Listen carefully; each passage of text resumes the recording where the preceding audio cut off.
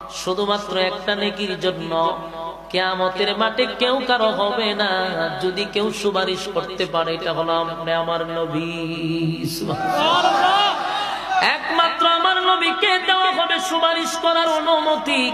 আমার নবী যদি বলে তুই দূর হয়ে যা, দূর হয়ে যা, সেদিন বাঁচানোর কেউ নাই রে, বাঁচানোর কেউ নাই। আমার নবী সেদিন উম্মতের জন্য কাঁদবে, উম্মতের জাহান্নাম থেকে বাঁচানোর জন্য দুনিয়াতে যেমন কাঁদছে পরকালেও আমার নবী কাঁদবে। সেই উম্মতের কান্ডারি নবী যদি দূর হতর মতো উম্মত লাগবে না।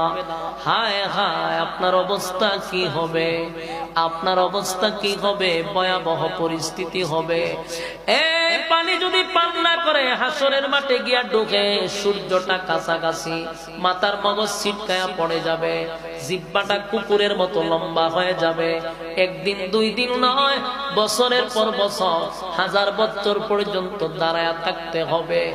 মানুষগুলা আদম থেকে নিয়ে ঈসা রূহুল্লাহ পর্যন্ত শুধু দৌড়তেই থাকবে, কাউরে না কাউরে ম্যানেজ করতে হবে।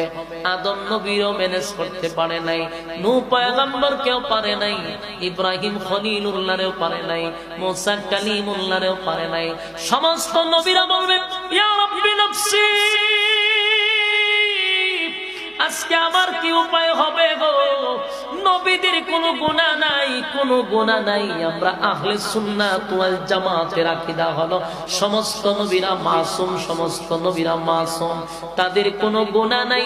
নিষ্পাপ নবীরা বলবে আল্লাহ আজকে আমার কি উপায় হবে? আর